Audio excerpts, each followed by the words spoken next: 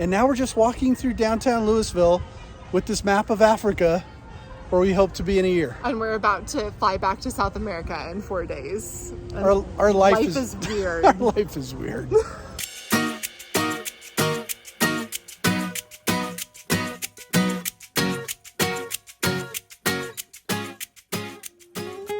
If this is your first time here, we're Eric and Brittany Highland, and along with our 7-year-old son Caspian, we're attempting to drive around the entire world in our home, a 2021 Jeep Gladiator we call Dauntless. Our goal at Hourless Life is to give you a first-person point of view so that you feel like you're actually with us on this incredible journey. So if you haven't yet, this is your chance to hit the subscribe button. We'd love to take you around the world with us. In our last video, we shared our final adventure from our 2.5-month trip back to the United States. We took some amazing back roads. I shared a little bit about how I choose lines when off-roading. We visited a ghost town and spent some time with friends. It was a lot of fun. If you missed that video, we'll link it here. In this video, we're leaving the United States, flying from Denver to Miami, and from Miami back into South America. We'll have a brief layover in Santiago, Chile, and then fly to Mendoza, Argentina, where we'll pick up Dauntless to continue our global adventure. Leaving one continent for another is a lot of work. We have much to do, and we'll show you what this extensive process is actually like. We also have some surprises in store that have to do with our next continent after South America, and of course, we'll take you with us as we make our way back down to the South American continent. If you remember from our last video, we packed up from our final campsite in the United States, and Brittany was feeling the pressure of what lay ahead of us. I'm a little frazzled today. We fly out a week from today. So that's really soon, and we have to get our whole life together before then. It did feel like we had to get our whole life back together, but we still had a few things we'd agreed to do. Eric was asked to speak for a group called Rising Sun. They're in the Denver area. Now, this is a Toyota club that's been around longer than I have, since the mid-'80s. And it's a group of about 60 overlanders that showed up. They're all Toyota people. We're Jeepers, so you can imagine there was a little bit of naturally good ribbing going on, but a good time was had by all. We always have a lot on our mind as we're finishing up time in the States and getting ready to go back to wherever Dauntless is, but we try to be really intentional about making memories with our family and soaking up every moment that we have with them. And the timing was good because 4th of July was there, so we went up with our family to this overlook that was really close to Tim's house and waited for the fireworks to come over Denver. And we had a picnic, and it was a really lovely Americana time. Meanwhile, Caspian and Jansen had a lot of time playing together. They're a few years apart, but their relationship is really special because Jansen is a constant in Caspian's changing life, and they'll always have each other, and I hope become really close as they get older. They did some sweet activities while we were still in Denver. We did a science experiment. We were trying to make salt crystals, so we had to dissolve all this salt in hot water. We also did something super fun that my brothers did when they were little, and that was go to Home Depot during their Saturday summer activities where they give the kids kits and they get to do a little construction project, and they got to make a tiny little foosball table, and they had their aprons and they banged the nails in with the hammers and painted them. It was pretty awesome, and I felt really gifted to be in our home country where we have the privilege of taking our kids to a random corporate store on a weekend and watching them put this free kit together and learn these skills. It was a big contrast to some of the things that we've seen in our travels. And then they just spent a lot of time together back at the house, having conversation, playing with Hot Wheels and Legos, and being cousins. We only had one more in-person event that we were going to go to, and it wasn't really an event, it was a get-together, and I was so excited about it. Yeah, we reconnected with Graham Jackson and Connie Rodman during Overland Expo back in May, and they happen to live in the Denver area. So we kind of made tentative plans to get together before we left the continent. It was such a delight to sit down with them in this one-on-one setting. We had never done that before, and we were kind of like giddy because these are huge heroes of ours in the overlanding space. We have so much respect for Graham and Connie for their experience, especially in Africa. Yeah, so we only expected to go out to dinner with them, but dinner led into an invite into their home, and then which was only a few blocks away. We go to their house. Within moments, the drinks were flowing. There were maps of Africa all over the coffee tables. various maps, and they were super excited to share their experience with us, and we were humbled to have them there. You know, it's kind of like, imagine whatever you're passionate about. We're passionate about overlanding, right? Imagine being with the subject matter specialist of whatever it is that you're passionate about. That's what it was like for us. To sit there with them and have them show us maps of Africa and express everything to us was just mind-blowing. You were a little overwhelmed though. Yeah, I was a little overwhelmed. Here's where you're going to have to assess how deep Africa you want to be, because if you go into Angola, it's now opened up to tourism. There's a lot of tourism going in there. You may still have a little bit of issues. At the end of the day, we spent hours going over these maps, but I ended up asking Graham a question that was very, very precise. My challenge to you, Graham, is Right. you have 1 minute Right. to, with your finger on this map, draw me a 2-year journey loop. You're going to arrive in Durban, and then you're going to come down the blue route all the way down to Cape Town, and then instead of coming up the coast, you're going to cut into the Karoo and do some fun stuff in here because it's beautiful and not very well populated. Then you're going to come up this way. And it took Graham and Connie about 2 minutes to actually go through this plan, but we're not going to spill the beans. We don't want to ruin the surprise though, so if you want to hear about this and the whole wonderful plan, stick with us for our journey through Africa. Needless to say, We don't need to plan Africa anymore. It's done. thank you, Graham. You're welcome. Gotcha, buddy. No worries. They gifted us a map. We're a little starstruck because we're fans of them.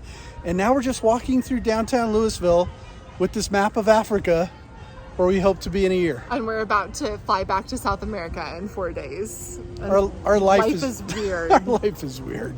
That meeting with Graham and Connie was our last scheduled event, and now it was time to turn our full attention to heading back to South America. All right, it's Sunday. We fly out on Wednesday morning. We just finished putting up a YouTube video, and now we are out to work. Today is the day that we need to empty the Jeep, tidy things up, empty the water containers, all that good stuff, getting the stuff out of my brother's basement and trying to sort what's going to be stored in this Jeep and what we need to take back with us. And if we miss something that we're supposed to take back with us, we're in really big trouble because we can't get it in South America. So this is a very important process. Eric got all his packing done yesterday, which is awesome for him. And also he's out of my way today, so that's great. But I am not packed. And here's the difference. Eric packs for himself. I pack for me and Caspian and all our household stuff, like for the kitchen and everything like that. So it is pretty chaotic, but in the end, there's 2 categories. It's either going or it's staying. And if it's going, it just needs to fit in the bag. So let's not make it too complicated. This is the whiteboard that my brother lent me that I've been working off of for a couple days. Behind it is a mattress pad. That mattress pad is gonna fit in this suitcase right here, along with some odds and ends. Here's the other giant suitcase we got, and primarily that's for the Starlink. But as you can see, we put a lot of other stuff around it. I'm still waiting on laundry, so there's Caspian's clothes that need to be packed. My clothes still need to get transferred from that duffel bag to my backpack. These are all the different supplies that we've collected that I am hoping to pack safely and take with us. And then over in this corner is the stuff that I'm still sorting. Most of this is staying, but there's a few things that are going. And in this corner, all this stuff is going in the Jeep. So that is what is in process here. Very importantly, for the things that we've purchased, we are cutting off all the tags. We don't want anything to look new. We don't want anyone to think that we're reselling stuff. And so like all of these, they have to come out of the packaging. It all needs to look like ours. Argentina is really strict about their importing. And if they think that we're trying to import something for resale, then they could try and slap us with an import tax that could be up to 80% of the value of the item. So that is crazy, and we are trying to pack strategically, take off all the labels so that we don't get accused of doing that when we go through customs. It's been a couple days since we've recorded video. Just been a lot of errands and preparation. Her family like surprised us. Did we catch any of that on video? No, I didn't mention that a couple nights ago I walked downstairs from putting Caspian to bed and my parents were in the living room of my brother's house. Surprise. So that was unexpected, but also a huge blessing because my mom's with Caspian enabling us to run all these last minute errands. And you would think that we'd be hanging out with them, but we're not. Today we just went out and got international driver's licenses. Brittany purchased blue cheese and sugar-free jelly. And now we're washing the Jeep. We got to fill the Jeep. We got to go back to Best Buy. We've got a few more errands to do before we take off tomorrow, so lots going on. It is our last day here in the United States. Dave and Simone surprised us and got here, and we leave tomorrow. Caspian's photobombing because we brought him to his favorite restaurant, which is Texas Roadhouse. Tim and Hannah are here. There's Jansen down there. We're about to have our last supper. We are putting the last things in Guardian, locking it all up. In 5 days, our friend Sky is coming from Salt Lake. He's flying down here and driving Guardian back to Salt Lake. He's going to be storing it for us while we're gone this time. We're so grateful. Want to make sure that everything is the way it should be before we go. My father-in-law Dave is taking us to the airport, and yeah, it's packed. What a pile. All of this stuff is going with us to South America. Whew. Huge hugs as we say goodbye. Bye-bye. Can I have a huge hug? Oh, thanks, buddy. Bye.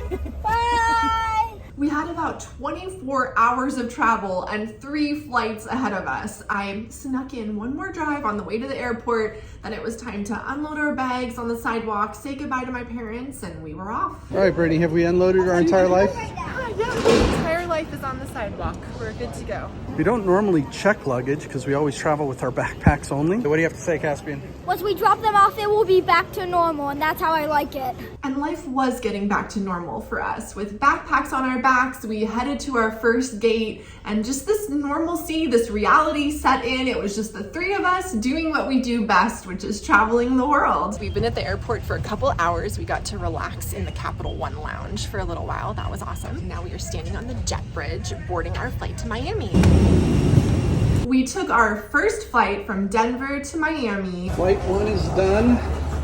We've just landed in Miami. And then we had an 8-hour red-eye flight from Miami, Florida to Santiago, Chile. And it was a great flight. And I gotta tell you, I never stop marveling at what an awesome traveler our son is. I mean, he's been traveling full time since the day he was born. And he's just on these flights like nothing. He never complains about anything. He just goes with us. We landed in Santiago, Chile. And even though it's summer back home in the United States, in South America, in Santiago where we landed, it is the start of winter. Little temperature change, Brittany? It's freezing. You can see your breath. Remember, we had checked a duffel bag and 2 huge suitcases to bring items back with us, and we were really concerned about getting all of the new things and especially the electronics through customs. We got all our bags. There's some mysteries going on. One of our bags has a lock that has been taken off, and the other one has some kind of special sticker on it that says something about Iguana. So that was the whole thing.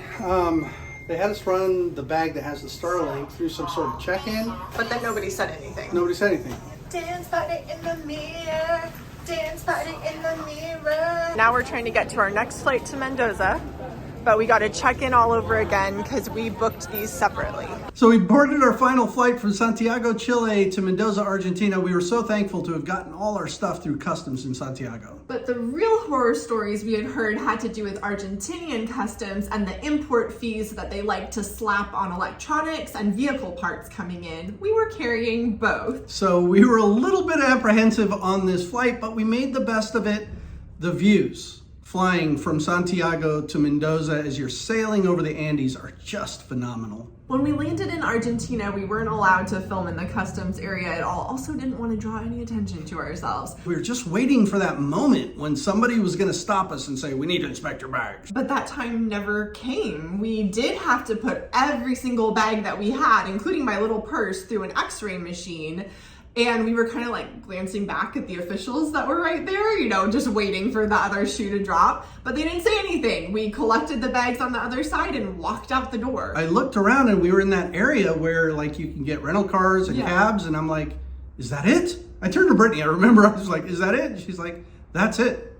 We were off in Argentina. So we hopped in a cab and we made our way to our Airbnb. Here we are. We've arrived at our Airbnb. It's in there somewhere. So we gotta unload all of our bags. You got through customs. Whoop, whoop. It is our first full day back in Argentina and we're hitting the ground running. I don't know whether we mentioned or not, but I need to get another surgery. I had one last January in Bogota, and now I'm having one again here in Mendoza. I'm getting a hysterectomy. So it's in a week, and we have a bunch of pre-operation stuff to do. It has been really quite the trip this morning, going to the hospital and getting all the steps in order. I got an EKG. It was normal, so that's really good. We didn't have enough money, and so we had to run after a guy in the parking lot to get Argentinian pesos. That was really exciting. All that's done for today, and we are going to get Dauntless, and we can't wait to be reunited with our home. Let's go see Dauntless. The moment of truth. There's Dauntless. What? We have not seen him in a hot minute. It was so good to be reunited with our home, and in our next video, we're going to take you with us as we examine Dauntless, check out all the systems, get him ready for the road, and we'll also take you around the city of Mendoza, Argentina as we get back into the culture and groove of South America. On our socials, a lot of you have asked us questions about Brittany's surgery, what it looks like to get medical care outside the United States, and of course we'll be talking about that in our next video as well. As we've said, this is not an extended vacation. It's just a different way of living life, and we hope you're enjoying sharing this epic journey with us. And if you are enjoying this and haven't subscribed to the channel yet, this is a reminder to do that now and not to forget to hit the bell icon so you get notified when the next video goes up. If you really want to get to know what this lifestyle is like, go deeper on this journey with us on our Patreon. If you like what we do here on YouTube, you'll really like what we do on Patreon. We have a lot of fun with our community. We give early access to our YouTube videos, and of course we answer all the behind the scenes questions that our patrons have. We're really raw and transparent with our community there, and we hope you'll consider checking it out. Head over to the link in the description of this video. It costs you nothing to take a look, and we'd really appreciate it. We hope you've enjoyed this section of our journey around the world, and we thank you for being part of it. Stay tuned for the outtakes, and until next time, we will see you in the next video.